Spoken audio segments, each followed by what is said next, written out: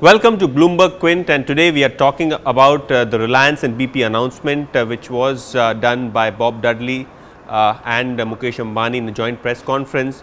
Of course, we'll analyze the entire event for you, and we are joined by Mr. Anand Tandon. Anand, welcome to Bloomberg Quint. Starting with the kind of announcement which is made upstream, wherein both BP and Reliance will be investing close to 40,000 crores. Do you think, despite weak gas prices and oil prices, it makes sense for such a large capex, wherein probably Reliance is investing heavily into the telecom business and probably now investing almost a big share into the upstream oil business with BP in the KG-D6 basin? Well, I think the announcement was vague enough for various interpretations to be made.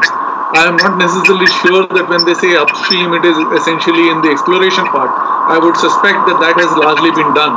And what the investment now would be is perhaps in the evacuation and the, maybe in the gas pipelines, where we'll probably see more investment being made. And that, of course, is contingent on whether the pricing that they are able to get is a pre-market price and what that level would be. But to a large extent, I would imagine that the exploration bit has been done, and we are really looking at the gas distribution part, which is likely to come through now. Of course, most of the journalists also question Reliance about the controversies and the arbitration with the government as well as with ONGC. Do you think this will probably be a challenge on Reliance's cash flow moving forward? Because on one hand we have arbitration, on one hand we have telecom, and now we have a big investment coming in. So in terms of probably cash flows to investors in terms of dividend buybacks, do you think there will be some limit coming in, probably given the fact that we have big capex coming in for the next 3 to 4 years? So as an investor, what should be the way forward according to you? Well, as I said, the details are still sketchy, but if my suspicion is right, and we are looking at evacuation and distribution networks, I don't think that is something that the investor community will look negatively at. Most importantly, I think in terms of the policy, what both the companies seem to be hinting at was to say that they are expecting to see a pricing which is more attractive than what they've had so far. And if that were to come through, then I think many of the concerns that people have about the viability of these projects may actually go away. Also, you have to keep in mind that, for these companies itself, if you were to assume that fossil fuel is of the past and going forward, we will be looking at cleaner energy, which includes gas. You don't have too much of a choice. You need to be able to set up that infrastructure, and you need to be able to get and grow the business to a significant size and not just be dependent on fossil fuels. Anand, what spooked the markets today was the probable disruptive pricing or the disruptive entry into the oil marketing space. Most of these PSU oil marketing companies were down 3 to 5%.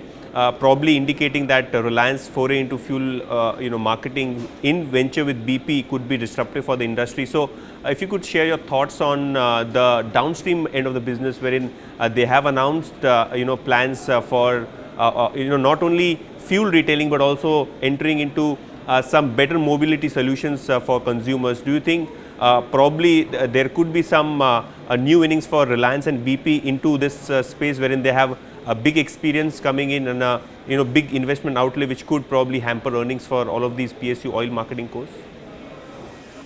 So let me take that in two parts. The somewhat vague announcements in terms of mobility, etc., I would leave out for the moment. I'm not sure that the companies themselves know what they are targeting, or if they know, at least they haven't shared it. So anything that we discuss would be in the realm of speculation. The reality is that what they can do is increase the number of outlets through which they are marketing their petro products, and that certainly makes sense. They are exporting a whole lot of the refined products. No reason they should not be selling it in India. How far will this affect the existing players? Well, the existing players have a deep infrastructure, especially in urban India. And for the most part, the urban markets are extremely overpriced in terms of real estate. So for them to be able to use that, to replicate that network, I would say is largely impossible. What can, however, be done is that you can take the fight to the highways, because there the pricing will be lower. And more importantly, the market that you would be addressing is the diesel and the freight market. And that is something that's going to happen. Also with ATF. So those are the two markets where I think the existing players will face a significant competition from Reliance and maybe other private sector players like SR or whoever else decides to come in. In the urban market, you may find some co-branding or something of that sort, where maybe some of the existing network may actually begin to use some of the private sector, but that's in the realm of speculation again. Will that impact margins? Certainly, to the extent that you will see a shift in market share. At least on the incremental side, you can assume Reliance, etc., will take a large part of the market share. But I don't think it's very likely that the existing players will lose in terms of overall volumes, at least in a significant way over the next few years. So Anand, to sum it up, what you said, probably the urban markets, the PSU oil marketing companies will have an edge given the fact that they are sitting on a good amount of real estate and probably unviable for new players to come in. Highways is something probably where the truckers would benefit. But on an overall basis, if you look at the mix of urban plus the highway business that we were talking about, do you think a lot of volume growth will shift from the oil marketing companies on the PSU side to the private players like probable SRs and the Reliance Industries of the world? Do you think that could be a threat to earnings for the incumbents? Well, as I mentioned, when you are starting from 100% market share, which is what the public sector distributors have, it is difficult when somebody else comes in to not lose market share. That is inevitable. But given the fact that they are extremely strong players, look at LIC. For years they started. They had the private sector, but even then the market shares loss did not really lead to a loss in revenues. All that happened was that the market expanded. Now, the same level of expansion may not be possible in the oil business, but at the same time, I would expect that a large part of the increase may go to the private sector.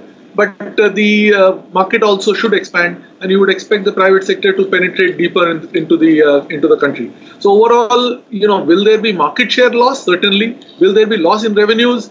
Maybe a little bit, but I would imagine that would be muted because there is also an overall growth in the market. Final question. Too much is happening into Reliance Industries. People are confused. Sometimes it's telecom, sometimes it's oil marketing, sometimes it's investments into the E&P segment. Probable, core petchem business stays and, they make money there. In the refining business, they make money. Do you think, the management at this point in time, is focusing only on telecom, or do you think all these diversification plans probably would take away the management bandwidth and probably, we'll end up, doing nothing, especially in the telecom side or probable, on the oil marketing side? Well, you cannot fault Reliance in terms of their ability to execute. However, we have seen that the telecom has taken a huge number of years and has not yet, delivered any numbers or any significant numbers. But it has certainly disrupted the industry. Given the fact that Reliance has managed its cash flows very well, one would imagine that going forward, actually, most of their capex was behind them till this latest announcement. So from here on, the situation for Reliance should actually improve. And when money is available, talent is not a difficult thing to find. So I don't think that you'll have a problem in terms of execution. There is no doubt that there are many ambitious projects that Reliance has undertaken. But then for a company of that size to move the needle, you need to be ambitious. Otherwise, you'll not really be able to go anywhere. Thank you, Anand, for taking out the time and speaking to Bloomberg Quint. And thank you, viewers. Stay tuned to Bloomberg Quint for more updates.